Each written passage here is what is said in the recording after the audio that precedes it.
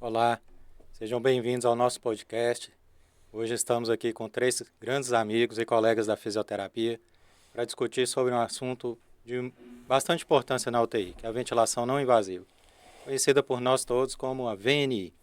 Nós estamos aqui com o Herbert Juliano, ele é fisioterapeuta, graduado pela USS, Universidade Severino Sombra, Rio de Janeiro, pós-graduado em fisioterapia cardiorrespiratória adulto pela Universidade FUNORTE, fisioterapeuta plantonista no Hospital Santa Casa, plantonista do Hospital Dilson Godinho e plantonista do Hospital das Clínicas Mário Ribeiro.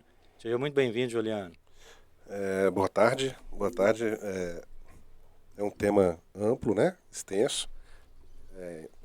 Fundamental aqui a gente estar nessa discussão. Agradeço o convite e será um grande prazer a gente debater sobre esse assunto aqui. Boa tarde a todos. Boa tarde aqui ao Max, que sempre é uma referência, meu professor, colega e amigo. Regina, também um exponente aí na fisioterapia, experiente, né, Regina? E a Paulo, né, que é o nosso mestre aí. E na nossa rotina a gente tem utilizado muito dessa prática, discutido bastante e tem tido os resultados e acredito que a gente precisa ainda alavancar mais conceitos, definições, estratégias e tudo mais que envolve, né? O paciente vai ganhar muito com isso. É verdade, Juliano. Nós precisamos realmente de um alinhamento e de um nivelamento de todos os profissionais para fazer VNI. Vou aproveitar e vou apresentar também a Regina Guedes Gomes, fisioterapeuta graduada pelo Centro Universitário do Cerrado Patrocínio, Unicerp, pós-graduada em terapia intensiva adulto pela Facu Minas, especialista em terapia intensiva adulto pela Sobrafir Cofito, coordenadora da UTI adulto do Hospital Universitário Clemente Faria, fisioterapeuta plantonista da unidade AVC da Santa Casa de Montes Claros. Seja muito bem-vinda, Regina. Obrigada, Paulo. Já de antemão, agradecer aos colegas pela disponibilidade, né, pela colaboração e certa de que vocês irão contribuir muito para o nosso conhecimento, para o nosso ganho, né, para a gente ganhar mais, com mais segurança na administração do procedimento de ventilação não invasiva em nossos pacientes, quando bem indicado. É isso aí, eu acho que um dos pontos fortes da nossa discussão vai ser essa troca de experiências e as indicações e contraindicações da VNI. Também cumprimento aqui o Maxwell Jorge Almeida, graduado em fisioterapia, pós-graduado em terapia intensiva adulto, NEL, título de especialista em terapia intensiva adulto, pediátrico e neonatal pela Sobrafir Cofito. Coordenador IRT das UTIs adulto do Hospital Regional de Janaúba, coordenador IRT da UTI neonatal da Fundação de Assistência Social de Janaúba, fisioterapeuta intensivista na UTI pediátrica da Santa Casa de Montes Claros, docente na pós-graduação Lato Sensu de Fisioterapia em Terapia Intensiva da FUNORTE. Currículo extenso dos nossos colegas. Seja bem-vindo, Max. Obrigado, Paulo. É prazer imenso estar aqui com os colegas, grandes colegas. Agradeço já o convite. Muito obrigado pelo convite. É um prazer imenso estar com você mais uma vez, Paulo.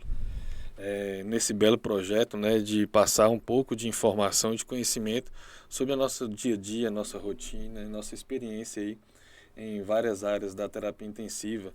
Prazer estar com o Regis, grande referência nossa, Juliano, já trabalhou comigo, é uma grande referência também, tenho muito orgulho de estar ao lado de vocês todos aqui. Então, nessa tarde maravilhosa, boa tarde a todos. Excelente. Então, Max, para dar continuidade, você quer dizer para nós qual o conceito de VNI? Sim, com certeza, é um prazer. Bom, VNI, né, forma da gente ventilar o nosso paciente de maneira, o próprio nome já diz, não invasiva. Então é uma forma de a gente ventilar o paciente através de uma interface, né, diferentemente da ventilação mecânica invasiva, onde a gente utiliza uma prótese e essa prótese vai diretamente nas vias aéreas mais inferiores do paciente. A VNI é uma forma de ventilar esse paciente com interface, várias formas de interface que nós temos, e é uma forma que a gente tem menos malefícios, né? Porque a ventilação mecânica invasiva ela traz consigo alguns malefícios. É um suporte ventilatório essencial em alguns momentos, né? Mas a gente sabe que ela ela é maléfica. Então, com a VNI a gente consegue eliminar esses malefícios. Então, no modo geral, é uma forma de nós passarmos para os nossos pacientes um suporte não invasivo, um suporte pressórico não invasivo, né? Melhorando o trabalho respiratório do paciente, né? Diminuindo esse trabalho respiratório, esse desgaste que o paciente tem para respirar. E nós ofertamos para o paciente uma demanda de pressão e de oxigênio para que ele suprir a necessidade dele daquele momento ali. Se alguém quiser completar aí, Fique à vontade. pode ficar à vontade. Bom, Max resumiu tudo, né? A gente pegou um conceito da Sociedade Brasileira de Pneumologia e Tisiologia, assim também como a AMIB, né? Associação de Medicina Intensiva Brasileira. E é isso, é um suporte ventilatório, um suporte respiratório feito sem a necessidade de uma intubação, né? Onde o ar é fornecido por uma pressão, usando um dispositivo de máscara nasal, facial, né? A gente tem alguns modelos disponíveis, isso vai depender da melhor aceitação e tolerância do paciente, a melhor escolha para também a modalidade que vai ser usada, né? A gente tem duas formas de ventilar não invasiva, da forma que é uma pressão contínua, uma pressão variada, um BiPAP, né? O bilevel, e a gente tem esse objetivo de evitar uma intubação, de trabalhar esse desconforto ventilatório agudo, né, crônico, né, crônico agudizado, e trazer um benefício para o paciente sem lançar a mão de uma ventilação invasiva, um dispositivo invasivo que pode trazer repercussões negativas, né, a um paciente crítico. Eu acredito que foi dito tudo, né? Não sobrou nada para eu dizer. É só um complemento. O Juliano falou muito bem aí, a ventilação não invasiva ela pode ser utilizada também como reabilitação, né, como fase de reabilitação. A pressão positiva aí, fase de expansão pulmonar, pacientes que apresentam atelectasias. Então a VNI, ela, além de um suporte para prevenção e reversão de insuficiência respiratória, ela tem essa vantagem, esse benefício de reabilitação, né, do paciente nosso aí. Excelente. Só para... Foi dito tudo, né? Não me sobrou conceito, não. Mas você pode resumir o conceito, então, Regina? Porque a ideia... As colocações dos colegas aqui foram muito bem feitas, né? Envolve pressurizar o sistema respiratório de uma forma não invasiva. Então, a gente não vai utilizar uma prótese, né? A gente vai usar a máscara como interface para essa pressurização e buscando... melhora da oxigenação, em alguns casos, dependendo da indicação, melhora da troca gasosa, redução do esforço respiratório, reversão de alguns quadros como de atelectasia, né? Então, utilizado também para uma reabilitação, né? Em momentos de reabilitação, dependendo da patologia que a gente for usar, a gente vai usar para um paciente com apneia do sono. Ajuda também, né, no quadro respiratório dos obesos, né, dessas doenças voltadas para a restrição. Então, eu acho que os colegas fizeram um bom apanhado e uma boa explicação. A mim só não restou muita informação nova, não. Mas restou um bom resumo que você fez, que é a aplicação da pressão positiva sem usar a prótese através de uma interface. Eu acho que esse fecha aí tudo que vocês conseguiram dizer sobre VNI. Acho que você fez um bom resumo. Isso. E aproveita então e já diz para nós quais são o que é necessário para começar uma VNI, quais são os instrumentos, os dispositivos que você precisa para começar a VNI, Regina. E aí, então a gente já vai falar, voltando para o modo, depende da doença, que a gente vai pensar também na doença, se a doença precisa de uma pressurização só, se é um modo... se eu posso usar o BiPAP ou na ventilação, no ventilador convencional mesmo, né? Com o modo, nos ventiladores hoje são microprocessados e vem os modernos que não são... Hoje eu acredito que os nossos BIRDs já não atuam mais, né? Eles estão bem aposentados, mas já foram usados sim para a VNI, a gente tem que voltar, não são usados, mas a gente não pode esquecê-los, né? Porque existem lugares que vai que ainda usa, né? Então, nós vamos pensar nos ventiladores convencionais. No nosso ambiente de UTI, a gente tem os ventiladores microprocessados, que vem um modo específico de ventilação não invasiva. Você pode usar tanto com 2 níveis de pressão, que a gente chama de PAP e EPAP, se for no BIPAP, ou pressão inspiratória, pressão de suporte, PIP, no ventilador convencional. Ou só a PIP, se você for pressurizar, dependendo da patologia do paciente, né? E aí a gente vai de acordo, o modo ventilatório de acordo com a patologia e a indicação. E a boa avaliação desse paciente, né? Da indicação desse paciente. Além disso, as interfaces que são variadas, né? Vai desde uma máscara oronasal até cânula nasal, total face, o capacete, vulgo helmet, né? Que todo mundo chama helmet. Pensando sempre no que temos à disposição na instituição que trabalhamos para utilizar como VNI. No início, lá no hospital universitário, quando a gente começou a usar, a gente usava máscara de ambu com colchim e era o que tínhamos quando tínhamos. Então, a nossa oportunidade foi essa. Hoje a gente tem o helmet à disposição lá, nós temos algumas máscaras, temos ainda também a Total Face e vai depender mesmo da adaptação do paciente e da nossa disponibilidade institucional, né? Sim. Então, você disse que para fazer VNI você precisa de um ventilador microprocessado ou de um aparelho mais simples como o BIPAP. Isso. O circuito Circuito ventilatório e das interfaces, né? Alguma interface é da sua preferência ou é aquela que depende do paciente se adaptar melhor? Eu particularmente vejo na minha experiência, que os pacientes se adaptam melhor à orofacial. Mas, como toda interface tem sua vigilância específica, né? Alguns pacientes, principalmente aqueles que fazem uso rotineiro domiciliar, alguns usam a nasal somente. Por adaptação, a gente esporadicamente recebe esses pacientes na instituição e eles já trazem seu BIPAP porque usam rotineiramente, né? Mas aqui eu vejo os pacientes se adaptando melhor. O helmet tem aquela sensação claustrofóbica, alguns também têm essa mesma sensação com a Total Face, né? A que mais os pacientes, a maioria é a orofacial. Isso, oronasal, né? Oronasal. E na sua opinião, Juliane, alguma preferência? Sobre as interfaces, a gente tem a prática um pouco limitada, mas acredito que seria interessante a gente adotar em condições crônicas o escalonamento a gente não ficar preso a somente uma interface.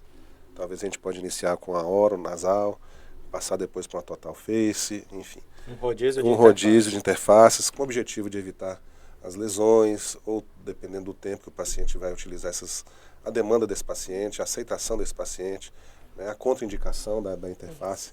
Né, a VNI, voltando aqui para o assunto, para a pergunta primeira, a gente está trabalhando ela ou tratando ela no ambiente hospitalar, mais especificamente na UTI, mas ela é difundida, ela chega a ser usada na residência, né, de forma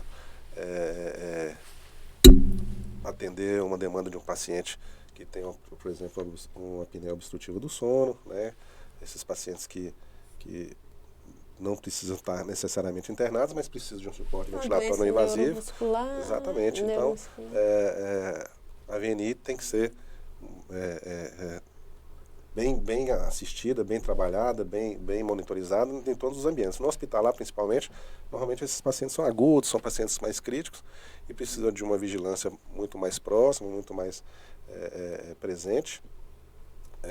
Também nas unidades de pronto atendimento, de pronto-socorro, não só restritos à UTI. Então, a melhor escolha da interface vai ser aquela que o paciente vai nos mostrar a partir da primeira hora da VNI, ou também tem as contraindicações também, né?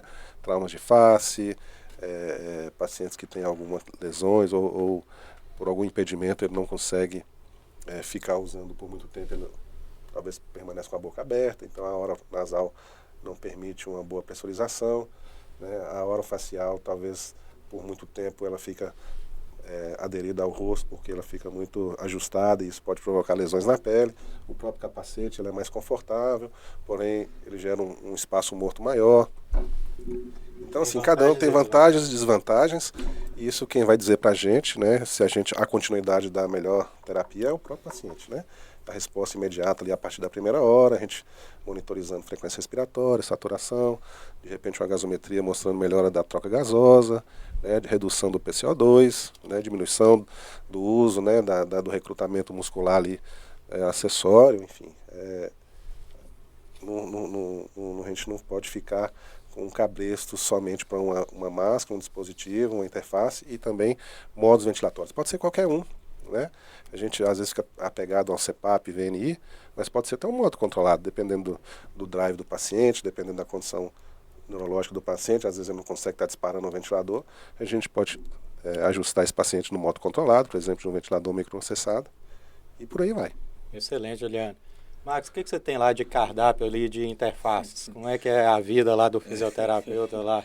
Lá em Janaúba. Paulo, assim, hoje nós temos um maior número de opções, né? Mas a gente sabe que a realidade de quem trabalha em instituição de saúde, e ainda mais instituições 100% SUS, que não são filantrópicos, a gente tem uma certa dificuldade de adquirir materiais.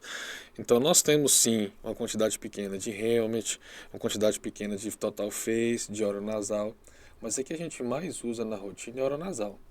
É a que eu percebo, né, que os pacientes ele têm uma melhor facilidade de adaptação. Quando coloca a total face, eu percebo mais claustrofobia do que com a oronasal. Então, assim, a gente inicia com a oronasal, né, tenta fazer o escalonamento igual o Juliano falou. A gente inicia com a oronasal. O paciente não tolerou, ou tolerou por pouco tempo, a gente, se tiver disponível, a gente tenta um total face, tenta o helmet, mas a realidade nossa, infelizmente, é limitada ao número de interfaces, né? Nós não temos, assim, tantas interfaces disponíveis. Hoje, modernizou muito, a gente não usa mais interface de coxinha, a gente usava máscara de coxinha, também já utilizei. Na pandemia, nós vimos várias coisas drásticas, né? Gambiarras sendo feitas aí no desespero, na tentativa de resgate de paciente, mas hoje nós temos interfaces excelentes aí, não tem conflito de interesse, mas nós temos interfaces da Respironics, que vem com gel, com silicone, que acomoda melhor no rosto, diminui vazamentos, e a gente tem que preocupar com isso na VNI, né? Se a gente está fazendo uma ventilação eficaz para o paciente. Então, assim, a interface, é lógico que ela vai influenciar na adaptação, mas será que ela está sendo eficaz? Está tendo escape, apesar que também que os ventiladores hoje eles compensam escape também. Muito, né? Mas assim, tem que pensar em tudo, né? Então assim, é uma avaliação no momento ali que a gente tem que fazer no paciente e respeitar a tolerância do paciente. Mas lembrando sempre de manter a eficácia da ventilação não invasiva, né?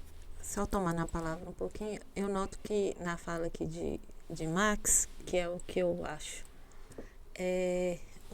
a pergunta né, o que é necessário para iniciar a VNI, né, e acessórios e tudo? Uma boa avaliação, né, Max? Uma boa avaliação. Resumindo o que você falou, é uma boa avaliação. A gente tem que olhar tudo, antes de interfaces, antes de tudo, esse paciente realmente tem indicação? Ele está no time certo? Ele está no time correto, que é o limiar ali, né, o time. Às vezes ele tem a indicação. Ele tem tudo para dar certo, mas aí fica protelando, aguardando. Nós perdemos o time agora. Eu preciso do quê? De um tubo? De um tubar. Né? Porque eu não posso protelar esse momento. Então, o que o físio, vamos falar do físio aqui, né? O que o físio precisa? De fazer uma boa avaliação para esse momento, porque as adaptações, elas podem acontecer dependendo da instituição, né? E a gente consegue fazer de várias formas. Vem a pandemia aí, como você bem citou, para nos dizer que a gente consegue fazer muita coisa com pouco, né? Chegamos a usar a máscara do Ambu. Exato, eu comecei assim. Antigamente a gente usava máscara do Ambu. Eu comecei foi dessa forma, a administrar a VNI, né? Pegando luvas, passando esparadrapo e usando de fixador cefálico, que hoje a gente não fala mais cabresto, né? Mas de fixador cefálico. Então, na fala dos dois, a gente sabe o ideal que existe, né? Existe o mundo ideal e existe a realidade, mas o que é indispensável é uma boa avaliação, uma boa eleição desse paciente, né? Pegando a fala de vocês dois aqui, eu entendo dessa forma também, Paulo. Eu entendi sua fala, Regina. Se você tiver todo o material físico disponível, mas se você não faz uma boa avaliação, uma boa avaliação com material improvisado pode funcionar. Todo o melhor material físico, toda a melhor interface sem avaliação não vai funcionar. Sem uma boa avaliação não tem resultado. Então, a gente vai fazer aquilo que é a maior das contraindicações, protelar um tubo. Sim. Né? É verdade. Juliano poderia comentar para nós, na sua opinião, qual que é o paciente que prioritariamente deve receber VNI? Aquele que você avalia e prontamente você já indica a VNI para ele. Considerado ali padrão ouro, né? Isso, padrão ouro. Bom, eu sou muito requisitado nas unidades de pronto atendimento e pronto-socorro de uma instituição que eu atuo. E a maioria dos casos é o edema agudo cardiogênico, né? Ele ali a gente tem uma resposta praticamente imediata, a gente pode-se dizer que tira com a mão, associada às outras terapias convencionais, né? Vasodilatadores, broncodilatadores, diuréticos, né? E uma VNI, né, bem adaptada, bem ajustada para esse paciente, a gente tem uma boa resposta. Então, pacientes com exacerbação do DPOC também, né, esses pacientes eles vão chegar de forma aguda, com insuficiência respiratória, às vezes mais do tipo 2, né, com uma hipercapnia já, PCO2 mais elevada, a gente consegue, inclusive até quando há um rebaixamento no nível de consciência, a VNI a gente consegue também, é bem indicado, inclusive, a resultados, né, robustos, né, de pesquisas que dizem que o paciente, mesmo estando rebaixado, com Glasgow mais baixo, ele responde quando essa hipercapnia é de origem de uma insuficiência respiratória do tipo 2, né, que é a hipercapnia. Quando o rebaixamento é da hipercapnia, exato, a VNI vai bem. Vai bem. Então a gente tem essa indicação. Então são as duas principais assim, que eu consigo trazer aqui. Fora algumas outras que são indicações relativas, né? Mas as absolutas que eu considero o edema agudo de origem cardiogênica e também a exacerbação do DPOC. E você, Max, qual paciente você prefere usar a VNI que você tem bons resultados? Eu prefiro. VNI vai bem em todo mundo. Vai bem em todo mundo. Tirando as contraindicações absolutas, vai bem em todo mundo, né? Sim. Então a gente. As principais referências aí, né? Temos um guideline de ventilação não invasiva de 2017 da European Respiratory Society, da American Thoracic Society, que indica ventilação não invasiva com padrão ouro de evidência para pacientes com quadro de DPOC exacerbado e edema agudo de pulmão. Não contraindica para as demais patologias, né? Insuficiência respiratória hipoxêmica, quadro de asma, tudo vai dar avaliação, como o Regi falou. Então, assim, mas o padrão ouro são esses dois pacientes que a gente tem uma resposta positiva e que é comprovada cientificamente, a gente pode, assim, aplicar de olhos fechados. Que a resposta, ela vem. Sim. A resposta, ela vem, isso aí é certo. Mas tem que lembrar do time, né? Porque, como o Juliano falou, nós estamos falando aqui de VNI, mas nós temos VNI de pronto-socorro, VNI de UTI, então VNI em vários âmbitos. E aí a gente tem que avaliar o paciente e saber qual situação aquele paciente está naquele momento. Se é o momento dele receber uma VNI, ou se nós perdemos o time e já a VNI já não vai mais responder, e aí a gente vai ter que abrir mão para uma intubação traqueal. Então, assim, principais indicações são essas, mas como eu falei, pode usar na asma também. A gente sabe que não tem uma resposta tão positiva, mas ele facilita a depuração de medicações, então ajuda, tem um benefício. Pacientes com pneumonia, com quadro hipoxêmico, né, insuficiência respiratória hipoxêmica. Também, se for um quadro leve, também tem um benefício. Já em quadros mais graves, aí vai depender de uma avaliação e um monitoramento constante, porque você pode postergar uma intubação e prejudicar o paciente. Então, os principais é o que o Juliano falou mesmo, é a DPOC e o edema agudo de pulmão de origem cardiogênica. Perfeito, Max. Eu não posso deixar de dizer aqui algo que eu captei da sua fala, sabe? Que é importante entender a trajetória do seu paciente, em que momento que ele está, da história natural daquela exacerbação, da história natural daquele edema agudo de pulmão, da história natural daquela pneumonia, para poder saber se é hora de usar VNI, se não precisa, se precisa, ou se é hora de escalonar seu suporte ventilatório. Geralmente o paciente com DPLC exacerbado, ele já está há alguns dias sofrendo, né? Já vem com quadro de pneumonia ali, vem agravando o quadro. Então é aquele paciente que ele já chega para você, lá no pronto-socorro, com um desgaste muito grande, já está muito consumido.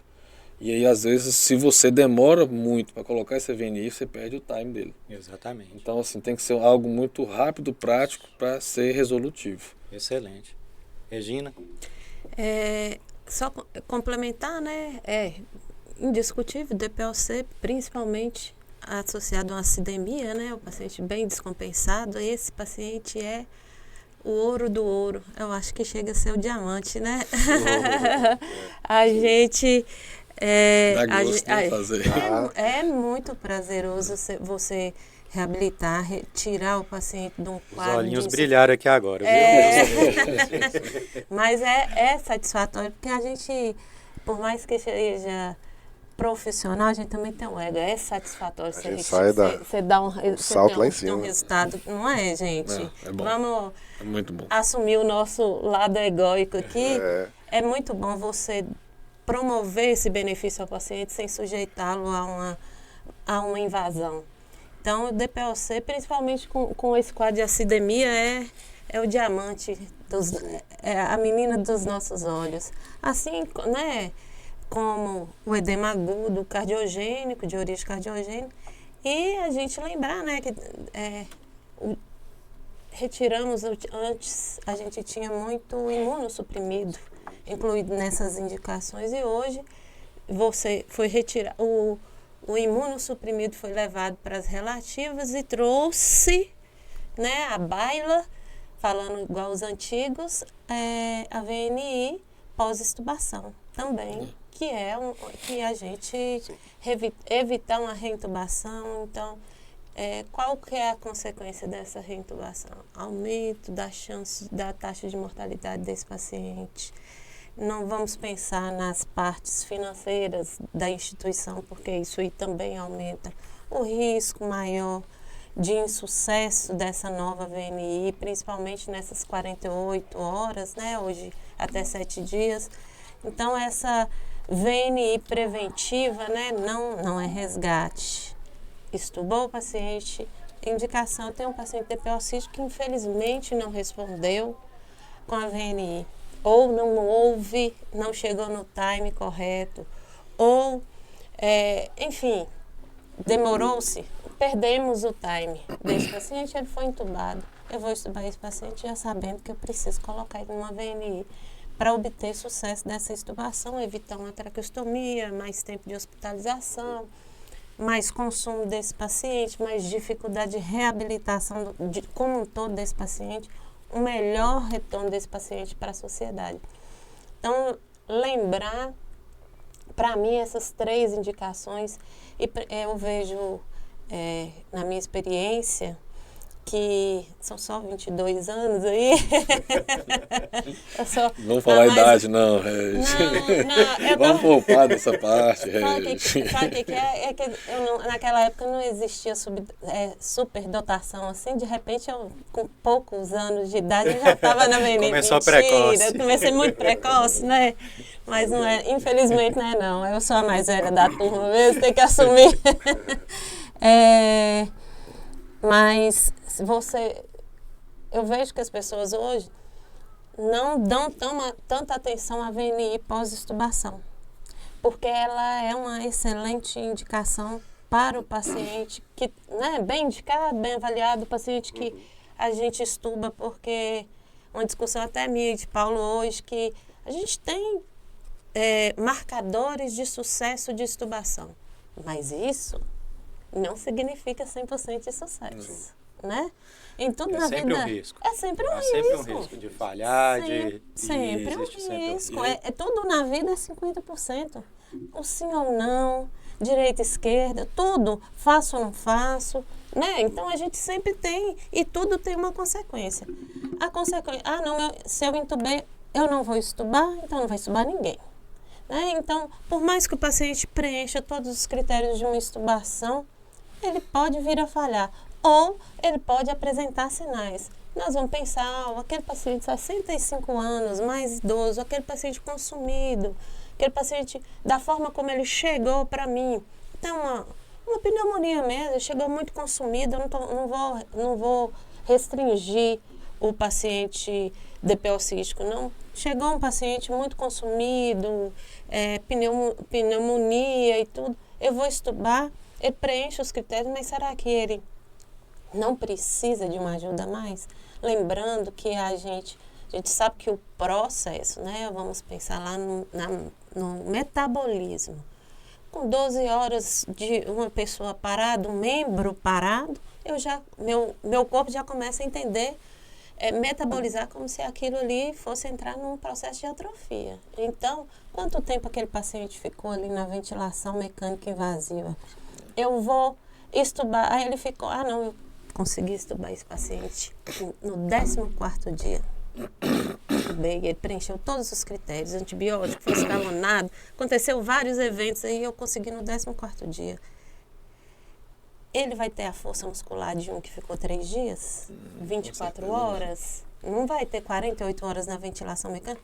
Associada a isso uma idade avançada, né, que a gente já sabe que os sarcômeros já tem uma sarcopenia Regininha mesmo, que já está entrando no processo de sarcopenia, que se não fizer musculação, não tem opção mais de querer ou não fazer musculação, porque para ter uma qualidade de vida, a gente sabe de tudo isso envolvendo a parte musculoesquelética. Você acha que esse paciente não vai precisar de uma VNI? Eu acho que a gente tem que pensar nesses pontos, sabe? Eu acho que falta, Régia, assim, conscientização dos profissionais em relação a isso, porque eu trabalho com neonatologia há, vou falar muito também, não, quase 17 anos, não vou falar muito de idade. Gente, por favor, então, vamos assim, falar das nossas eras, das nossas primaveras. Desde que eu comecei na neonatologia, uma das coisas que me chamou a atenção foi isso, porque na NEO a gente estuba bebê e já coloca na VNI. São raros os casos que a gente não coloca. Então, assim, é rotina. Estubou VNI, estubou VNI. A gente não estuba e fica em ambiente. É muito raro acontecer isso. E por que não fazer isso sabendo da VNI facilitadora? Não é? Por que não fazer isso no adulto? Tem situações, como você citou, que às vezes o paciente ele até não passa no TRE, ele dá negativo no TRE, o paciente DPO cístico, você pode estubar ele e colocar na VNI que ele vai tolerar. E o paciente DPO cístico, como a gente estava falando, ele vem já deteriorando durante um tempo. Então a musculatura dele, pela fisiopatologia do DPOC, ela já é prejudicada. Ele já tem dificuldade da musculatura respiratória ali, já tem um déficit ali. Com a idade, já tem a sarcopenia associada. Com o tempo de ventilação mecânica, a chance desse paciente ter força suficiente para assumir a ventilação do jeito que os colegas gostam, né? Do jeito que a gente gosta. Aquele padrão respiratório bonitinho, bem ali, ventilado, calmo. Aquilo ali é muito raro no tipo de paciente desse. É verdade. A Então, gente nota isso no dia a dia. Na prática, a gente sabe que a realidade não é essa. Então, a gente tem que estubar o paciente oferecendo um mínimo de segurança para ele. Se a VNI é benéfica, por que não fazer? Nós temos vários indicadores de qualidade, vários dados que nos dão segurança para usar essa VNI pós-extubação. E por que não usa? Por que não vira rotina? Né? Protocolo de rotina. Eu gostaria que vocês deixassem uma mensagem, então, sobre a VNI pós-extubação. E isso, pessoal, usa a VNI pós-extubação, pelo amor de Deus. É benéfico. De grande resultado. a gente pensando, humanizando a situação, você você contribuir para que esse paciente não seja sujeitado a uma nova ventilação invasiva, não tem preço. E não estamos falando em preço, em questões capitais, financeiras. Nós estamos falando de vida e qualidade de vida. Quanto antes retirarmos esse paciente de uma prótese ventilatória, melhor é a chance da gente conseguir reabilitar, entregar essa pessoa à sociedade da melhor forma possível, né? Isso é indiscutível. Então, como disse muito bem, façam VNI, pós-extubação. Padrão ouro, sim, hoje é entendido como padrão ouro.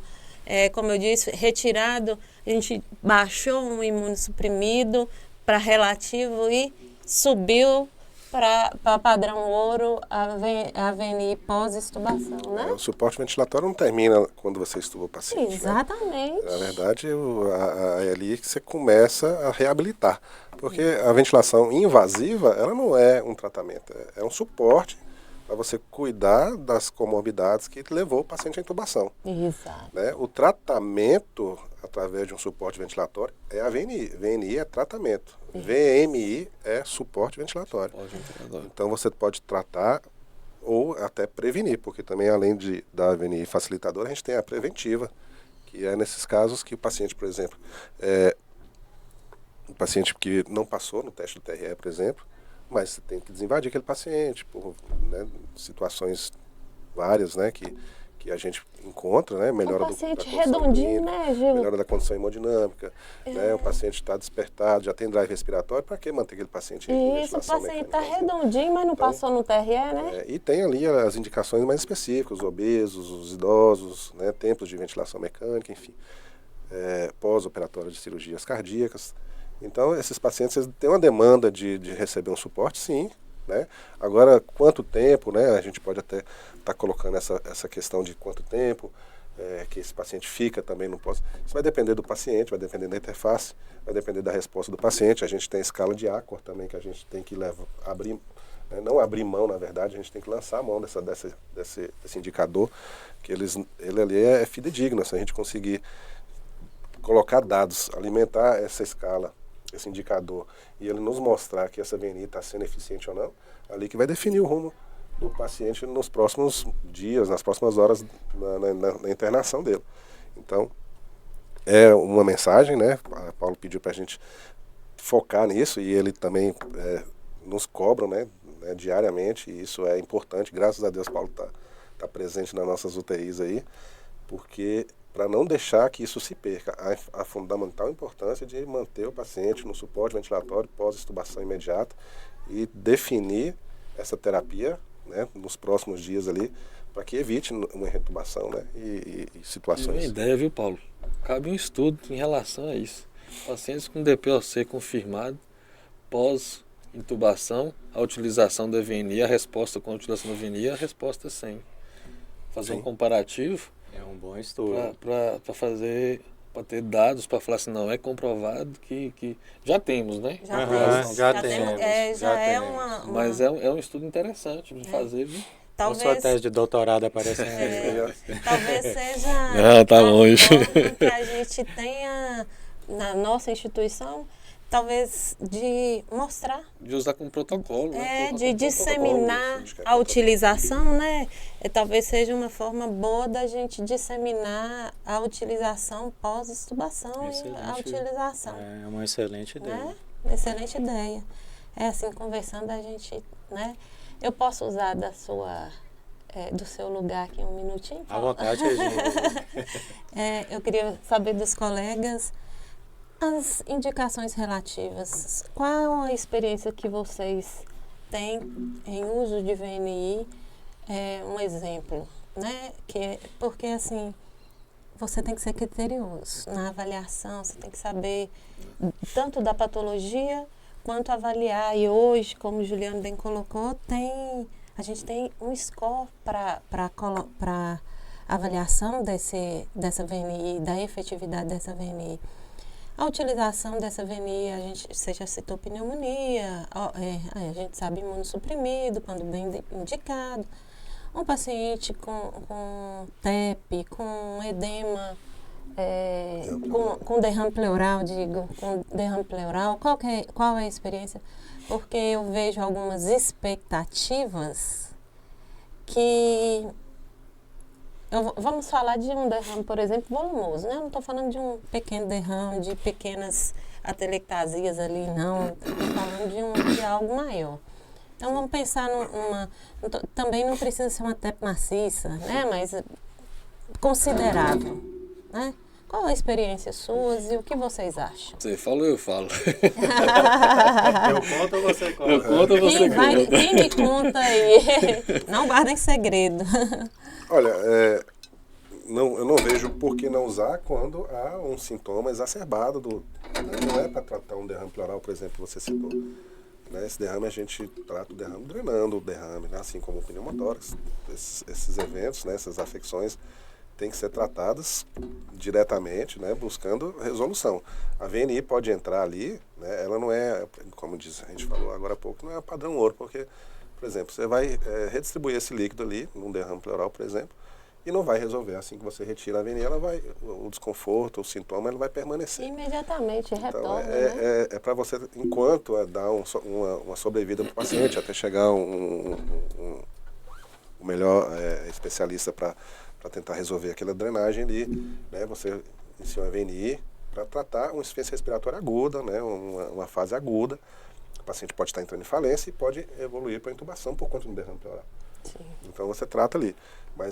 Mas para tratar o derrame pleural, por exemplo, é ineficiente, né? Não tem nenhuma evidência que a VNI consegue resolver um derrame pleural, um ANTEP, um pneumotórax, por exemplo, até contraindicado. Tem um risco e tem um dano, né?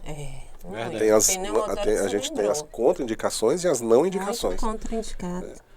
Por exemplo, não é contraindicado, mas não é indicado. Pneumotórax assumir um risco muito grande, né? É uma boa maneira de colocar, Juliana. É uma boa maneira de colocar. Me conta aí também, não guarda segredo pra gente, não, Max. Nós temos, como vocês falaram, contraindicações que são contraindicações, são absolutas, né? Que são paradas cardiorrespiratórias. E o pneumotórax, ele não é indicado, mas a gente sabe que se colocar uma pressão positiva num paciente com pneumotórax, você vai correr um risco de tornar ele um pneumotórax hipertensivo, instabilizar o paciente e ter uma intercorrência por conta de uma ventilação não invasiva. Então, assim, temos que frisar a importância disso, de não fazer ventilação não invasiva nesses pacientes, nessas situações. E as relativas, elas vão depender da situação. No caso do edema agudo de pulmão e da TEP, vira e mexe, alguns colegas solicitam a ventilação nesses pacientes, né? Ou do edema mesmo? Do derrame. Do derrame. Derrame pleural. Você disse edema. Derrame e da TEP. Isso. E vira e mexe, a gente solicitam, né, ventilação para esses pacientes, mas quando você chega para avaliar o paciente, ele não tem nenhum sintoma de insuficiência respiratória. E nessas situações não há indicação de VNI, porque a VNI ela não vai tratar aquilo ali, ela não vai tratar o derrame, como o Juliano falou, o tratamento é drenagem, né? E não vai tratar uma TEP, ela não vai desobstruir um vaso do paciente. Sim. Então, por que utilizar? Não faz sentido. Agora, se o paciente está com insuficiência respiratória ali, se você perceber que a pressão positiva vai auxiliar esse paciente, melhorar o quadro respiratório dele, até ele ter um suporte melhor, aí sim é indicado a ventilação não invasiva. Você pode utilizar tranquilamente, que você não vai ter malefício nenhum com o paciente. Mas é ciente de que não vai resolver o problema do paciente. Assim como no edema agudo de pulmão. Sim. Edema agudo de pulmão, se você fizer a VNI também e não utilizar estratégias medicamentosas para reverter o quadro de edema, diurético, vasodilatador, você não adianta você colocar a VNI, quando você tirar a pressão positiva, o alvéolo encharca novamente e o paciente entra em insuficiência respiratória de novo. Então, tem que ter noção, experiência e conhecimento para fazer uma avaliação adequada ali. Max, fisiologia, né? Eu vou assinar embaixo do que você falou e vou resgatar uma fala que a gente estava conversando também, Regina, que é exatamente isso, é algo que eu cobro nas UTIs que eu coordeno, sabe? Você tem que fazer uma reflexão e tem que ter um fundamento fisiopatológico, sabe? Porque se você não tiver esse entendimento, se você for no automático e VNI, desconforto respiratório fez VNI, a chance de dar errado é grande. E eu vou dizer assim, Max, para você, que quando você fala que o paciente com derrame pleural, por exemplo, que recebe uma VNI por desconforto respiratório, enquanto vai resolver o derrame pleural, sabendo que precisa resolver o derrame pleural. Isso não é solução, né, Paulo? Não é a solução, é uma ponte para você resolver. Tudo bem. Se você argumentar assim para mim, tudo bem, faz sentido. Então, é algo que a gente conversava, né, Regina? É entender a fisiopatologia. Você precisa conhecer de fisiologia pulmonar, de ventilação e ter um raciocínio fisiopatológico para, às vezes, extrapolar aquilo que na letra lá do consenso e da diretriz são 3 indicações e aquelas outras indicações menos validadas, né? Mas se você pode usar, extrapolar com conhecimento e com reflexão. Senão você banaliza também a terapia, né? Você usa para tudo, né? É grande. E a chance de piorar um quadro, de exacerbar um problema que era simples, né? E põe em descrédito a terapia, né? Ah, mas não funciona. Não funciona, Piorou, VNI não piorou. funciona. Né? O universo de Max aí, que não é o meu, criança maior com aquele CPAP em pronga, maiorzinha, que agita. Eu não tenho experiência, eu posso falar de cadeira que eu não tenho experiência com essa faixa etária. Minha experiência, eu trabalho com adultos, sempre trabalhei com adulto, então não é minha visão. Então, eu não dou esse valor por não ter experiência, porque eu não sei, eu não tenho critérios de avaliação para aquele paciente. E se a gente ficar usando a VNI indiscriminadamente, sem critérios de avaliação, né? Sem conhecimento fisiopatológico, a gente põe a VNI com algo que... Vamos tentar. Vira VNIzinha, né? Vira VNIzinha. VNI de horário. Isso, de horário, né? Não pensando que é um tratamento, que você vai fazer a VNI, você, principalmente o paciente DPO-cítico, né? A gente vai fazer um desmame, não é algo que eu vou fazer em 1 hora, aquela minha 1 hora é um momento de avaliação, não é um momento de resolução. Eu vou usar por tempo, vou fazer o desmame, né? Como eu na minha experiência, eu tive paciente que ele simulava para ir para a VNI DPO-cítico. Então, só que eu estava ali, ó. Eu tenho experiência, eu estou avaliando, eu estou vendo os exames, eu estou vendo tudo, porque é confortável. Eu não sei se vocês já tiveram a oportunidade que nos cursos a gente, né, já usa. É muito bom. Depois, quando você coloca... Helmet para mim não. Eu coloquei o helmet. Eu sou claustrofóbica, helmet não. Mas óleo, você coloca ali, depois que, se você não é bem adaptado, eu costumo descrever assim, a sensação que eu tinha, que eu tenho pós usar a VNI, é que toda a força do meu corpo era usada só para respirar. Você põe a VNI, você expande seu pulmão, você está ali tranquila, você tem uma troca. Quando você tira, você fica mais leve. Eu que não tenho uma patologia. Imagina quem tem uma patologia. Recruta, né? Não é? É a cabecinha zen, né? Verdade. Que cenário vocês acreditam que VNI não poderia ser usado? Aquele paciente proibitivo. Não dá para usar aqui. Proibitivo. PCE, acho que é. Unânime. Contraindicação absoluta.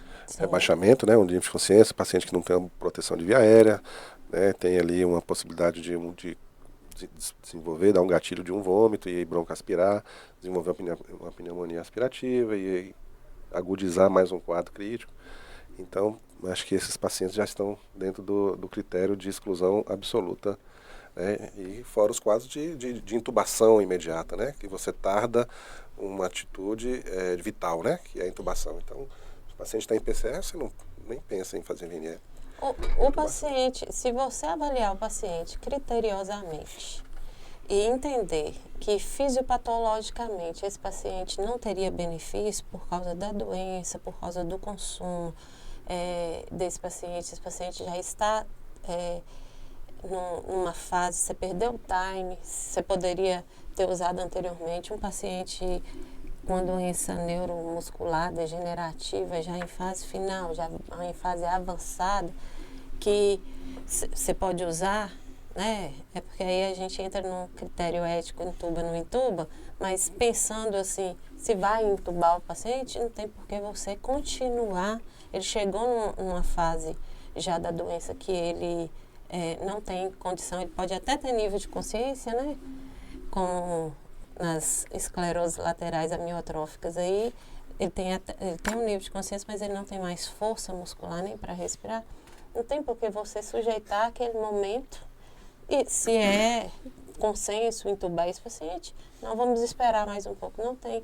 A parada cardiorrespiratória é unânime, mas né, essas indicações que a gente, uma TEP maciça, eu vou conseguir colocar esse paciente na VNI e trazer um benefício para ele, suponhamos, né, porque eu nem sei se ele vai ficar bem adaptado na avaliação, de forma que ele tolere a ação medicamentosa para reverter esse quadro maciço, um derrame extenso, né?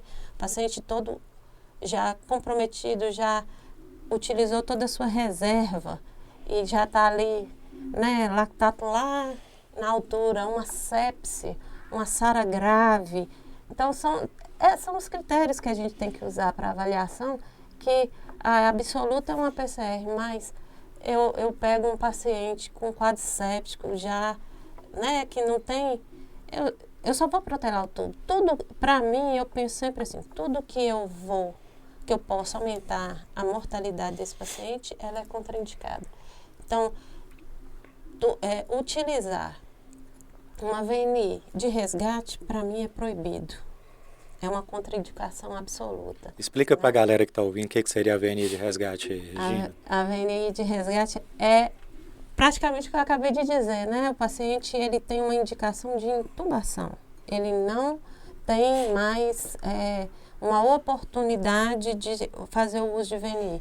Então, não, mas monta uma VNI ali para mim, para a gente tentar, a gente sabendo que ele tem todo um comprometimento, independente da patologia, ele não tem chance mais. Eu não consigo retirar esse paciente do tubo. Eu consigo, sim, com a ventilação não invasiva, evitar que ele vá no momento certo, no time certo. Evitar um DPLCite com quadro séptico, por exemplo, com quadro infeccioso, por exemplo, eu vou conseguir evitar esse tubo? Eu tenho que pensar muito bem, né? Porque não é só um DPLC, é um DPLC que tem um quadro infeccioso, que usou um antibiótico e que ou não usou ainda, mas chegou para mim no momento errado, já passou. Então, esse resgate, tirar ele da ventilação mecânica invasiva, para mim é uma contraindicação absoluta, porque a gente não vai obter sucesso. Vai banalizar, né? Toda vez que existe uma indicação formal de intubação, o VNI não cai bem. Exato. Vocês concordam? Exato. Eu acho que existem duas contraindicações, na verdade são três absolutas. PCR, trauma de face, que você não consegue adaptar a interface. Exato. E você perdeu o time. Se você perdeu o time, infelizmente, a VNI de resgate ela tem um intuito, né, de você evitar uma intubação. Geralmente o paciente já está em insuficiência respiratória, mas tem um limite. De ter determinado limite, ele tolerou, beleza. Se fez o ACO, ele não está tolerando, não está respondendo, é tubo. Postergar é o pior cenário que pode acontecer. Que a experiência... desculpa, Gil. A nossa experiência mostra, né? A gente consegue ver. Consegue ver que já não dá mais tempo. Que não precisa ACO, não precisa... Já passou o time. Não precisa tentar. O que é que ele precisa? Ser entubado. Né? Tem também a não aceitação do paciente também, que pode ser considerado uma contraindicação. Sim. O paciente não quer de jeito nenhum, não quer fazer, não se adapta, né? Não se adapta, além, não só a resposta, a tolerância em relação ao que o paciente está ali fazendo a VNI e ele não está respondendo. de forma positiva, mas tem a não aceitação, você não consegue nem iniciar uma VNI no paciente. Verdade. É necessário um mínimo de colaboração. Então também pode ser considerado aí dentro de Nós pedimos o doutor para fazer um precedente. Exato. eu tô com esse aqui. Você não queria saltar essa não, Juliana? Eu não sou obrigado a falar, faz um precedente ali. Mas eu já vi Paulo posicionar contrário ao Precedex, paciente consciente, porque ele pode suprimir drive respiratório de consciência e esse paciente a gente pode perder ele aí na condição, né, que estava ainda controlada. Né, Paulo? Acho que... Eu sou, de forma geral, eu sou o contrário, sabe, Juliano? Eu penso assim, se você sabe muito bem o que você está fazendo com responsabilidade, tem um entendimento fisiopatológico e você pede para ligar um Precedex para fazer a tentativa, acho razoável. Sim. Mas num cenário que não me convence, não dá segurança, eu sou contrário. Eu, de forma geral, posiciono contrário. Concordo. É porque, na verdade, né, Paulo, esse momento de insuficiência respiratória, a gente sabe que a hipoxemia pode levar a confusão, agitação, né? Então tem mascara. Então, por vezes, uma ajuda medicamentosa que seja para baixar um pouco a ansiedade desse paciente colabora conosco. Mas você tem que ter um critério avaliativo para isso.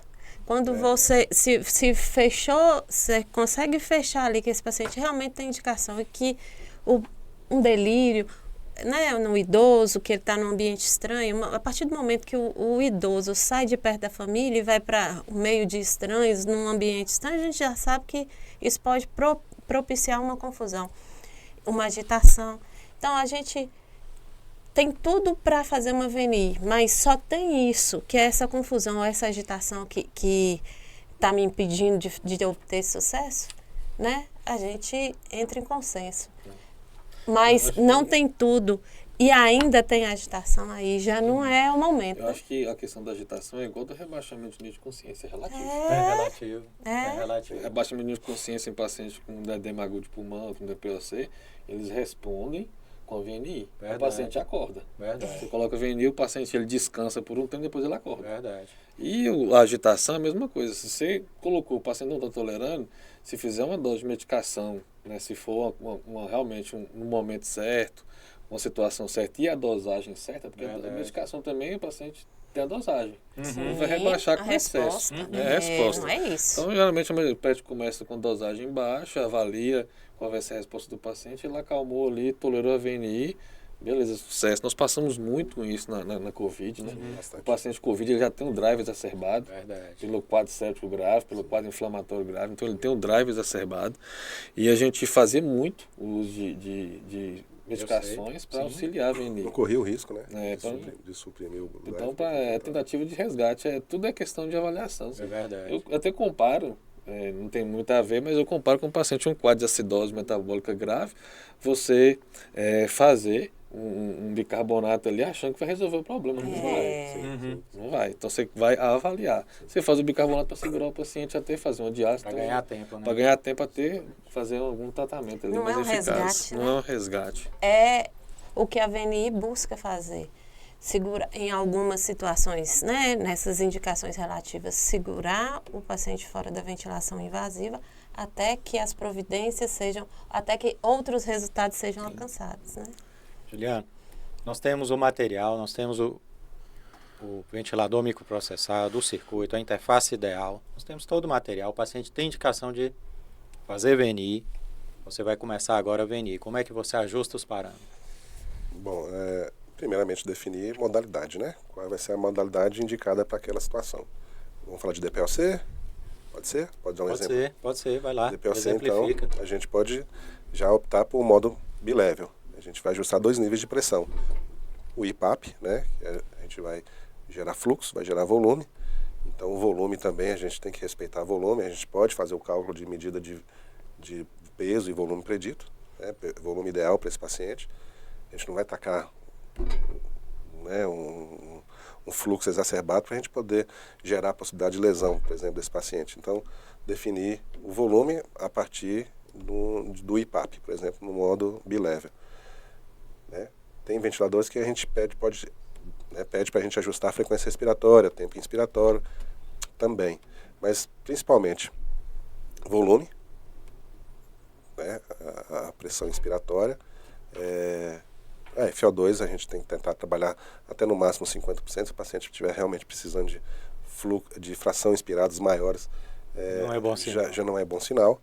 Né? Uma PIP também, a gente já trabalha na parte respiratória, já trabalhando com EPAP, a gente ganha a troca gasosa, então a gente vai gerar fluxo, vai gerar volume e vai precisar de otimizar essa oxigenação através de uma PIP. Então, trabalhar, saber usar ali uma PIP escalonada, a gente pode começar com a PIP de 5 no DPLC, a gente sabe que DPLC também não responde bem a PIP muito alta, a gente pode piorar, inclusive, essa retenção de CO2, então uma PIP mais baixa, 5, por exemplo.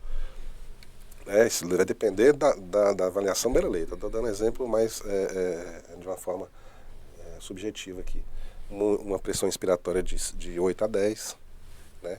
Esse delta de pressão entre a P1 e a PE, a pressão inspiratória e o IPAP e o EPAP entre em torno de 12, né? Essa diferença, esse delta. Uma fração inspirada, uma frequência respiratória eupneica, né? Você não vai já de cara tentar mexer muito nessa frequência. No DPLC, por exemplo, a gente sabe que já são hiperventilados. Então, trabalha com a frequência respiratória mais baixa, né, uma constante de tempo. Tentar trabalhar em uma constante de tempo, a gente dá tempo de exalação para esse paciente. Então, é isso. Frequência, volume, PIP, FO2. Eu acho que já dá para começar aí. Bom começo, já né? dá para começar. Você faz algo diferente, Marcos? Não, é bem o que o Juliano falou mesmo. Hoje em dia os ventiladores, eles têm a modalidade de VNI, né? E a nomenclatura do VNI ela é diferente. Então a PI a gente chama de IPAP e a PIP chama de EPAP. Então você programa, dependendo da indicação, se for um paciente com edema agudo de pulmão, somente uma PIP já ajuda o paciente. Sim. Então não tem necessidade de ser um bilevel.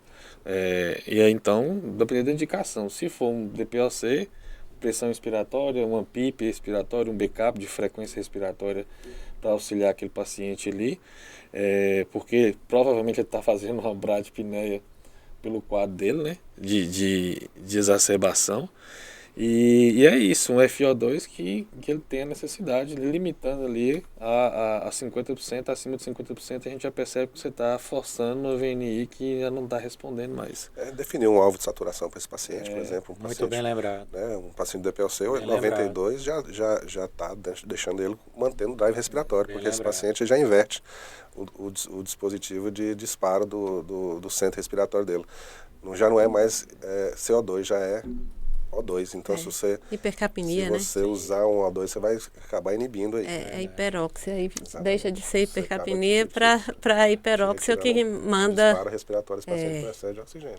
E o seu segredo aí, Regina, para ajustar a VNI?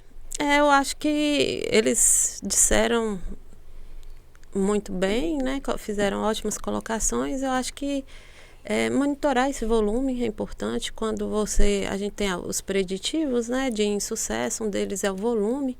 Um volume acima de 9 ml, 9,5, né, ml por quilo do paciente. Ali a gente sabe que é preditivo de insucesso, né, independente da patologia.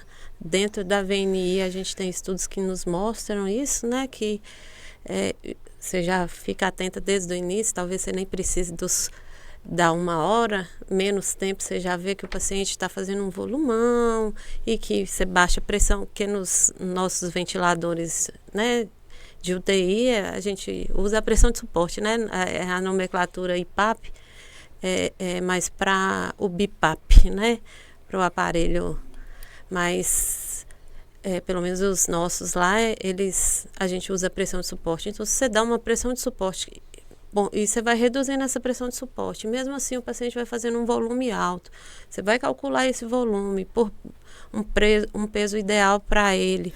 E ainda assim dar um volume é um preditor de insucesso da VNI. A gente sabe esse volume disso, né? pode ser disparado por vários motivos. Dor, acidose, a demanda é alta, exacerbação, então você tem que tentar enxergar qual que é a causa desse volume. É excesso de suporte, né? A PI o IPAP está muito alto, né? Enfim, mas eu acredito que é o famoso menos é mais, né? Quanto menos artificial você... Na VNI também nós temos hiperventilação, né? Sim. Hiperdistensão pulmonar, pressão positiva do mesmo jeito. Bem lembrado, viu, Marcos? Então, assim, a hiperdistensão pulmonar é lesiva do mesmo jeito da ventilação mecânica invasiva. Então, tem que ter cautela com o uso da VNI em relação ao volume corrente, sim, é muito bem lembrado, viu, Regi? Que geralmente passa despercebido. As pessoas colocam em VNI, o paciente está fazendo volume lá de 800, 900, E acha que tá e ótimo, acha né? que o paciente está bem adaptado. A Tá ventilação protetora entra na VNI. A ventilação protetora entra na VNI. Além do volume corrente, o que você pode usar como ferramenta objetiva, subjetiva? Como que você faz a avaliação, a monitorização, Regina, do paciente que você começou a VNI? Beira-leito, tempo, né? A gente não perde tempo estando avaliando esse paciente beira-leito ali, saturação, tem a escala, tem o SCOD, o ARCOR, né? Tem os exames que vão chegar, a gasometria após 40 minutos, 1 hora de ventilação não invasiva, vai olhar, além disso, alteração de pressão arterial, frequência respiratória, né? Então, nível de consciência, né? Então, a melhora do paciente, né? É nítido a melhora. Essa primeira hora do paciente na ventilação não invasiva, ela é determinante, né? Além, né, do volume, uma sincronia, o paciente está ali, está bem adaptado, as incursões, frequência respiratória. O paciente, nessa primeira hora, ele tem que apresentar todas essas melhoras. Oxigenação, redução de PCO2, se for o caso, né, dependendo da patologia. Então, a gente tem que avaliar o todo para ver como um resultado positivo, né? E você, Marcos, tem algo diferente que você usa para monitorizar seu paciente em VNI? É isso mesmo, o Regis colocou muito bem. Acho que os dados vitais, né, são essenciais à beira-leito ali. É importante citar que para você colocar um VNI e você ter sucesso, é indispensável o profissional à beira-leito. Então você tem que estar ali do lado do paciente, conversar com o paciente, explicar ele o que vai acontecer com ele, o que você vai fazer, porque não assusta o paciente. Geralmente os pacientes, quando você coloca o respirador do lado dele, eles já assustam, o bicho vai me entubar. Aí já começa um ataque cardíaco, já começa a descompensar, ficar hipertenso. Então assim, explicar ao paciente o que você vai fazer, agir com cautela nos parâmetros iniciais da ventilação não invasiva, começar com parâmetros mais baixos, aguardar o paciente adaptar, conversar com o paciente, explicar com ele, ficar do lado, passar segurança para o paciente. Isso é fundamental para o sucesso da VNI. E monitoramento de sinais vitais, fora a escala de Acor, né? A gente monitora frequência cardíaca, frequência respiratória, pressão arterial, nível de consciência, relação PO2 FO2. Todos esses 5 dados são dados da escala de Acor. A escala pegou o que a gente já fazia, monitorização, validou, pontuou, pontuou e aí deu o valor. objetividade. Deu objetividade. Acima de 5, preditivo de falha. Na primeira 1 hora a hipoxemia, na segunda hora já a hipercapnia.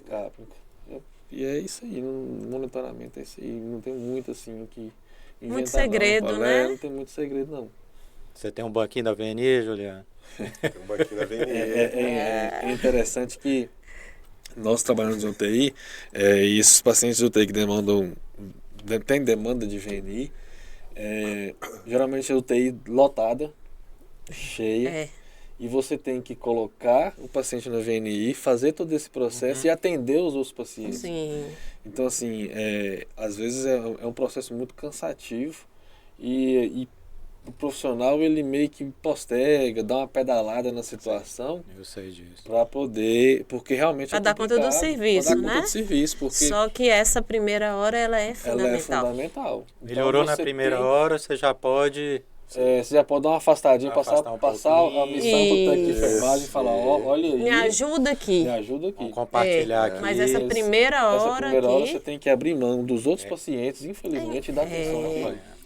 Infelizmente. Um detalhe, né, que a gente não citou, mas o posicionamento do paciente também. Posicionamento. Né? Posição de Fowler, né, 35 graus, 40 graus ali, praticamente sentado. Né? Você tem ali uma facilidade para ajuste da máscara, né? Você socorrer o paciente no caso de um vômito, de um episódio, que seja, né, que você não esteja esperando.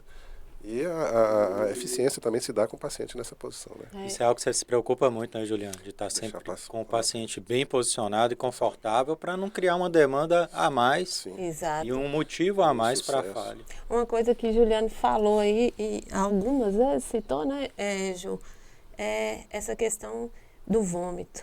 A gente tem que estar atento. Que hora foi feita essa dieta? Sim. Ah, não, acabou a dieta, o paciente precisa fazer VNI. Não, na minha vivência, né, clínica, eu aguardo sim um tempo para começar essa VNI. Porque aí sim eu posso esperar um pouco.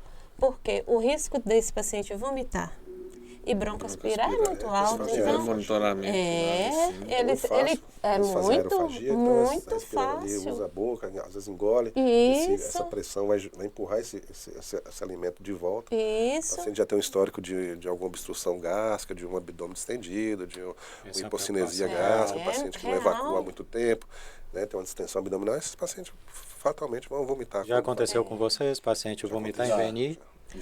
Já presenciei. Graças a Deus eu nunca presenciei Eu já presenciei, assim, presenciei uma situação triste, porque foi solicitada a ventilação não invasiva na sala vermelha, no pronto-socorro. E aí eu fui coloquei, adaptei, deixei o paciente tranquilo e falei com o técnico: olha, eu tenho que voltar para a UTI, você vai monitorando aí, fica de olho. Aí beleza, passou 1 hora, eu falei, vou lá reavaliar o paciente. Quando eu cheguei lá, o paciente tinha vomitado e estava com máscara cheia de vômito. E não tinha tirado ainda. E não tinha ninguém do lado. É por isso que é fundamental Então, essa primeira hora, aí né? eu fiquei chateado, chamei o médico e falei, vai ter que entubar, o cara nunca respirou. Aí o cara entubou ele. Aí é um exemplo, né? Você acabou de dar um exemplo porque a gente precisa dessa primeira hora e que a importância, um fator crítico para você instalar uma VNI num setor onde não tem a fisioterapia trabalhando, né? Como alas, apartamentos, clínicas, pronto-socorro, porque, pelo menos aqui no norte de Minas, a gente não tem um fisioterapeuta plantonista no pronto-socorro. Ele, no máximo, o hospital, um ou outro que tem, ele tem um intercorrista. Então é muito complicado você montar uma VNI num ambiente, porque você tem um compromisso fora dali, você tá de plantão numa UTI. Você não pode deixar lá 10 pacientes para atender o pronto-socorro e ficar essa 1 hora ali, porque coisas acontecem com os pacientes que são graves, né? Então a complicação é essa. E citando aqui os vômitos, o paciente chegou no pronto-socorro, você não sabe que hora que ele alimentou, você não sabe como... Às vezes até o próprio diagnóstico está em aberto, você não sabe bem. Então, o quão complicado é instalar uma VNI no pronto-socorro sem uma assistência adequada. A chance de falhar é maior. E, né, é muito grande, então é algo que a gente preocupa também, né? Uma vez que vocês comentaram que a primeira hora é importante, quanto tempo o paciente tem que ficar na VNI? É possível dizer de antemão? Depende da patologia, depende do paciente, é só a primeira hora? Não tem tempo. Não existe. Enquanto não reverter o quadro de insuficiência respiratória, o paciente tem que ficar na VNI. Perfeito. O que a gente pode fazer com a VNI é tirar um pouco para o paciente, dar uma aliviada na face, ele alimentar, ingerir alguma coisa ali, umidificar a boca porque resseca e volta a VNI de novo, imediatamente. Mas tempo de VNI, isso já ficou para trás, não existe. Antigamente tinha isso, né? Para fazer VNI por 2 horas. Isso aí caiu por terra. Inclusive prescrição médica. Né? Caiu por terra e não é assim. Não existe isso. Né? Ou 3 vezes ao dia, né? Uma vez ao dia. Isso não existe mais não, isso aí caiu por terra. Quem faz isso está fazendo feio. Vamos atualizar. A gente pode dar exemplo, na fase mais aguda ali da Covid, a gente começou a usar a VNI, né? Porque na primeira onda... Momento, E aí a gente alternava o cateter nasal de alto fluxo para descanso, mas para manter uma tentativa de, além de oxigenar, fazer uma pressão positiva ali mínima, mas para descansar. Mas o paciente ficava 24 horas sob, né, suporte de uma VNI, ou pelo helmet, a gente usou muito o helmet, né? E realmente não tem tempo mínimo nem tempo máximo. Vai depender da tolerância, vai depender da resposta. Da resolução do processo fisiopatológico. Exatamente. O processo que o paciente se encontra. O tempo máximo que vocês já usaram o BNI, você se recorda? 36 horas. 36 horas? 36 horas. E resolveu o processo, Resolveu o paciente o se processo, recuperou? resolveu o Sem processo. intubação? Covid-19. Resolveu o processo. Que legal, Max. Que legal. Impressionante. Eu tô quebrando recorde de você. Eu acho que a gente chegou a fazer 24 horas, mas alternando, né? Mas de qualquer forma, no processo da VNI, mesmo alternando, 24 horas. 24 horas. E também conseguiu. Foi alternando. Teve que alternar. VNI ininterrupta 36 horas é impensável. Não. Isso aí, o Isso paciente aí tem que não. umidificar Tem que a boca, hidratar, tem que hidratar, não tem condições não. Seu paciente também conseguiu. Alguns conseguiram, outros acabaram evoluindo para intubação, Pra mas intubação. foi.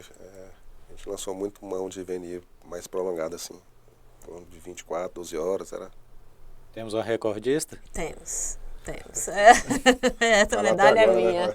Até agora. Paulo falou aí, e eu tenho uma reclamação a fazer, porque tiraram, né, meu banquinho da VNI, porque eu não tinha o meu banquinho. Meu banquinho da VNI é aquela bancada mais alta, não é cadeira e nem a escadinha, não. Eu tinha um banquinho, a banquetinha. De barzinho. Aquela banquetinha ali, eu já cheguei e tive sucesso com o paciente 5 dias de VNI.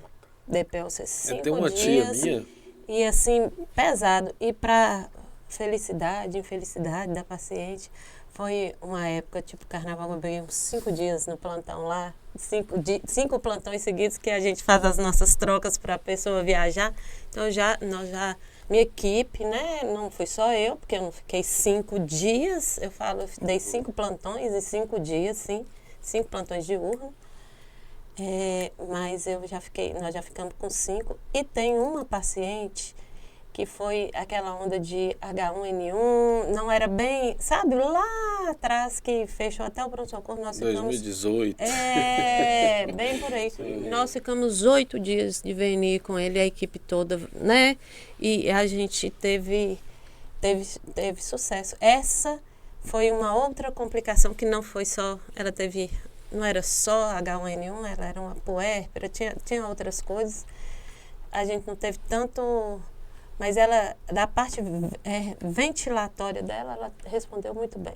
Ela teve outra complicação que retirou isso, mas não foi da parte ventilatória. A VNI deu efeito para ela. Resolutiva, né? Foi resolutiva, a gente está discriminando ali, porque foi um pacote. Tem uma tia Mas minha que teve Covid, ela ficou 48 horas na VNI. Lá em Belo Horizonte. Alternando, lá em Belo Horizonte. E conseguiu também se livrar do... Conseguiu, tá bem hoje, tá super bem. Que bom. Bons testemunhos. Eu acho que a VNI, ela também é um acessório imprescindível ao banquinho, viu? Porque porque você tem que estar ali, né? Tem que estar presente. Você tem que avaliar esses primeiros momentos e, por vezes, não é só a primeira hora. Eu tenho experiência de ficar assim e alternar com o técnico de enfermagem. Quando eu cito a máscara de coxim, a gente não tinha como fixar. De ficar 8 horas na VNI e alternando, segura aqui, mas eu ali do lado, segurando no rosto do paciente e o paciente responder. Um paciente DPO-cístico, né? Então, a gente tirava, não dava nem, ele não conseguia comer, porque a falta de ar, mas é bem clássico, viu?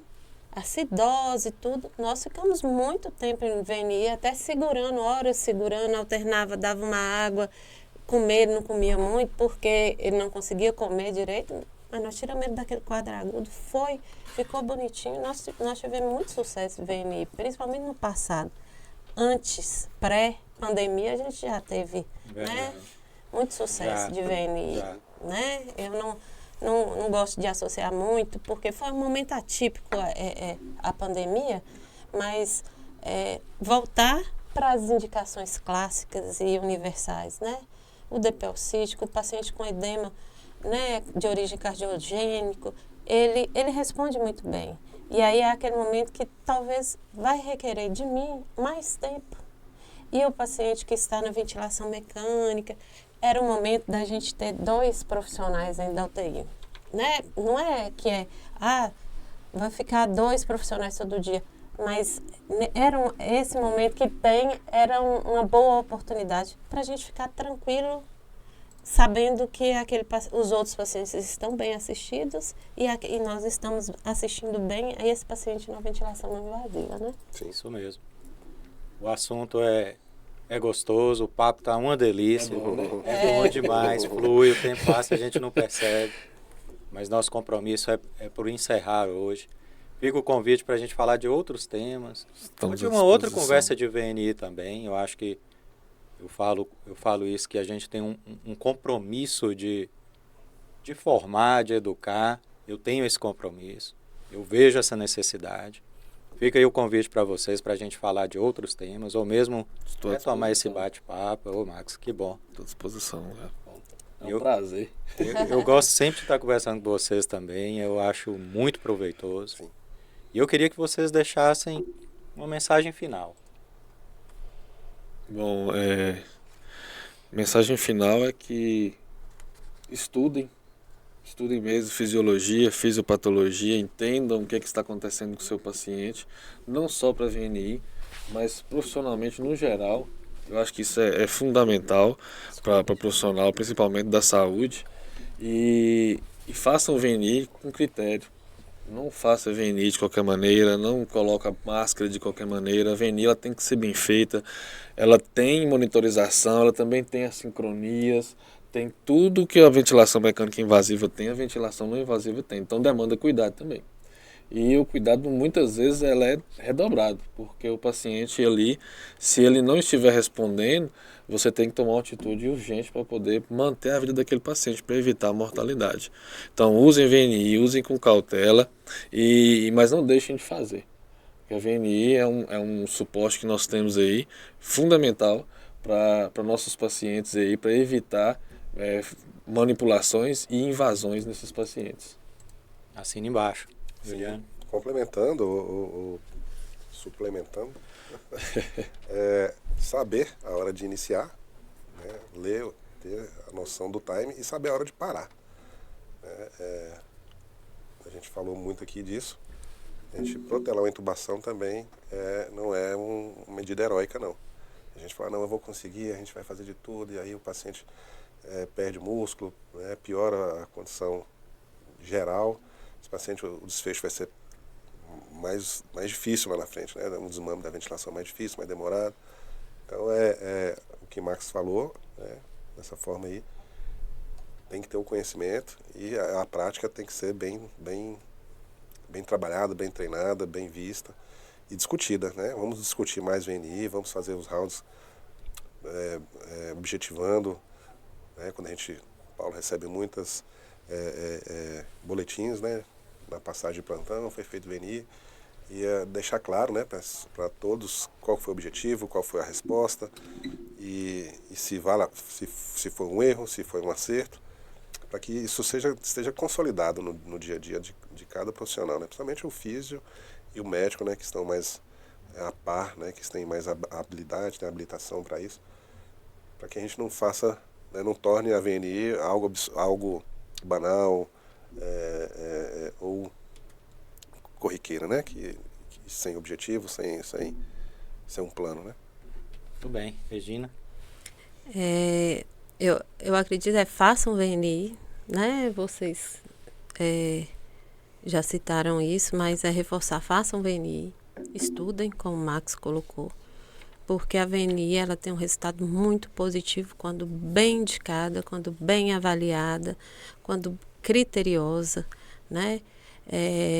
Lembrando sempre, né, dos benefícios, dos malefícios, das indicações e das contraindicações. Pensar sempre, vamos fazer VNI para seu fulano. Seu fulano vai se beneficiar porque eu acho que aí o raciocínio, aí você já vai pensando na fisiopatologia. Qual o motivo que eu estou colocando e qual o benefício que vai trazer. Então, Paulo fez essa leitura aí, não adianta os melhores equipamentos sem critério, né, avaliativo, sem indicação correta.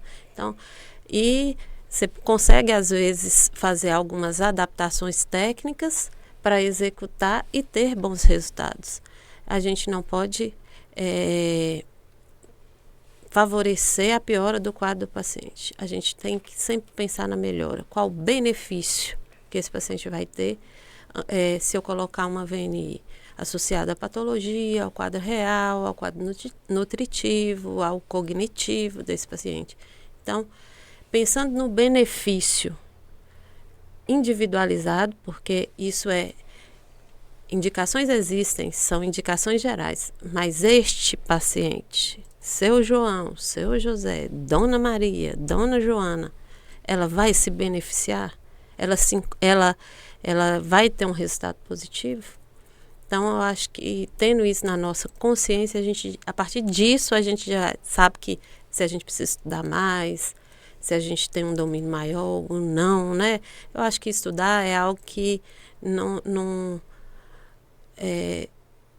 tem tempo, não fica nunca ultrapassado. A gente sempre tem que estudar, né? Então, sempre está atual com relação às indicações, com relação às técnicas avaliativas, né? Independente do que você esteja fazendo.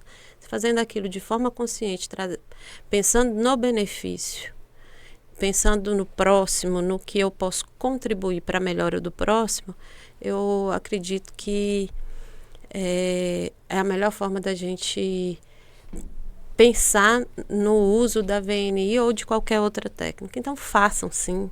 Não deixe de fazer. Vamos fazer no DPO cístico, vamos fazer no edema pulmonar de origem cardiogênica, vamos fazer pós-extubação, que é algo que eu acho que é bem negligenciado, como conversamos aqui, né? Quando bem indicado. E nas indicações relativas, vai ter benefício? Vamos fazer também, porque se a gente pesar e fizer uma avaliação criteriosa, né, baseada em estudo, baseada no que a literatura nos contempla, aí vai dar tudo certo, não tenha medo não, né?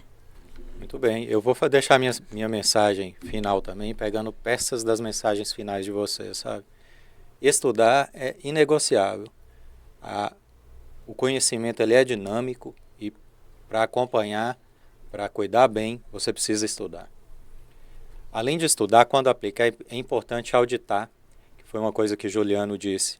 Auditar significa relembrar, reavaliar se aquilo que você aplicou funcionou ou não funcionou, se eu preciso tomar um outro rumo ou não.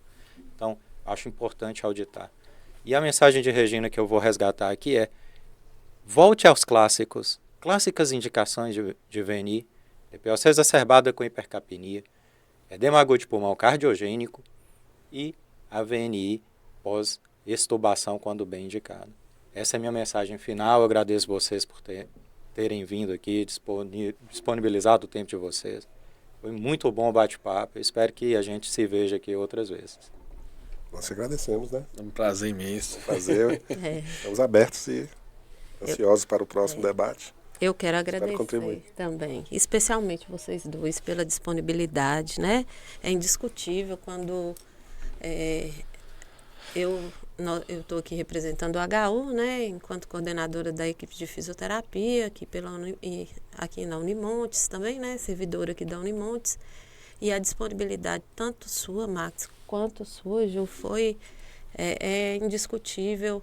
Eu fico até constrangida, porque vocês abriram mão de algo, de um plantão, né? E esse momento aqui a gente sabe que é para conhecimento, para a gente trazer mais conhecimento para as pessoas e no meu caso, para ganhar conhecimento, porque ganhei muito com vocês. Às vezes aqui viu? tem um peso maior do que o de um plantão. Porque, às vezes, o alcance, né, dessa nossa discussão aqui pode gerar, né, resultados positivos.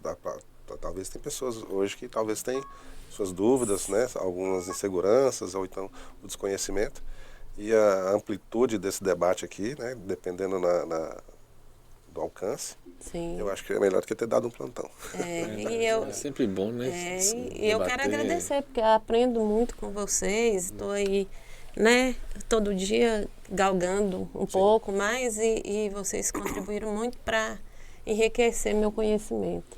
Agradecer Paulo, né, pela ideia, porque essa ideia surgiu dele, né, eu organizei, mas a ideia surgiu dele. Uma vez, em uma oportunidade, falei com ele, e Paulo, ele coordena algumas UTIs adultos aqui na região e ele contribuiu muito para o crescimento da minha equipe, em especial, porque ele cutuca a gente, né, gente? É bom. Ele cutuca, ele conversa, É verdade. ele Eu posso cutuca. dizer que a fisioterapia do HC hoje tem mais autonomia e tem mais respeito, vamos dizer assim, por conta de Paulo. Sim. Ele dá liberdade, saber, ele permite, ele respeita, e cobra, né, Juliane? Cobra, sabe cobrar, né, que é mais importante, porque às vezes a gente tinha alguns outros que talvez cobrava, mas não era efetivo na cobrança. A gente percebeu que houve um crescimento exponencial da nossa presença, da nossa atuação, né, a nossa autonomia realmente foi bem vista, né, porque às vezes a gente tinha um esbarro em uma coisa ou outra, a gente não tinha a última palavra, às vezes não ficava com nós, né, na relação à VNI, por exemplo. E hoje a gente tem ali toda uma condição favorável, né, a nossa atuação, a gente tem liberdade e ele está sempre aberto, né, então eu também faço das suas palavras as minhas. Agradecer, Paulo, por estar sempre à frente aí. Quero que Obrigado, ele continue, amigos. entendeu? Obrigado pelas palavras. Ele contribuiu muito na minha equipe, né? Que a minha equipe não mudou. Hoje eu posso dizer que mudou, né? 50% da equipe, mas quando ele entrou para a coordenação, a gente teve o período dele com coordenação e teve sem ele também, e agora ele retornou, né? Já há alguns anos. Mas agradecer pelo cuidado, por nos instigar e pela ética, porque você nos tratou, pelo menos fez a minha equipe, de forma geral, crescer muito em conhecimento técnico, né? E esse conhecimento técnico trouxe para a gente confiança para a execução, lembrando sempre que de forma ética, respeitosa, que é um grande diferencial para a gente hoje, porque às vezes, né, a gente sabe que a ética hoje em dia ela foi deixada um pouco, não é que é deixada de lado, ela está sendo talvez ministrada por falta de conhecimento, né? O respeito ao outro não é só respeito, é uma postura ética e respeito ao outro, né? E Paulo, eu trabalhei com ele muitos anos no nosso plantão de quarta-feira e Paulo sempre me abordou assim, Regina, o paciente não está bem adaptado ali. Se eu estivesse ocupado, e posso falar isso, né? Eu posso mexer lá enquanto você está ocupada? É diferente da pessoa chegar, mexer, não te falar nada, né? Não é por nada, não é porque eu sou melhor ou eu tenho mais conhecimento do que o médico ou vice-versa. É uma questão de ética, porque a gente está conduzindo aquele paciente para um bom desfecho quando a gente trabalha assim. Sim. E aí eu faço uma coisa, ele faz outra coisa e não tem essa comunicação num espaço pequeno. Uhum. Isso não traz benefício nenhum para a condução geral do paciente, para esse desfecho, né? Ainda bem que o ventilador tem a tecla de congelar, né, Paulo? Mas depois que eles descobriram essa tecla de congelar... Parabéns pelo profissionalismo, Obrigado, meu amigo. amigo. Muito Obrigado bom por trabalhar com vocês vocês. estiverem aqui. E eu, para Paulo, não trouxe não, porque ele é lá da casa. Eu sou da casa. Só uma Regina. lembrancinha para meu vocês Deus. aqui, viu? Muito obrigado. Em agradecimento. Vocês merecem. Obrigado. É singelo, não é Isso, é um nada prazer. demais. Mas Eu vou precisar, não tem inclusive, pro como. Ainda bem que mas é só para não passar em branco mesmo, não, que viu? isso, a gente agradece. A disponibilidade de vocês, assim, são colegas excepcionais, tanto em conhecimento, né, na profissão e tudo, e como pessoas, agradeço a oportunidade de tê-los conhecido e ter essa proximidade com vocês, viu? Muito obrigada. Não é? Já continua. Sempre um Não prazer. é? Viu? Muito Obrigado obrigada, a essa moça viu? também que ficou aqui até agora tolerando a nosso bate-papo. Nosso bate-papo. Muito obrigada, viu, Obrigado, gente? pessoal. Obrigado.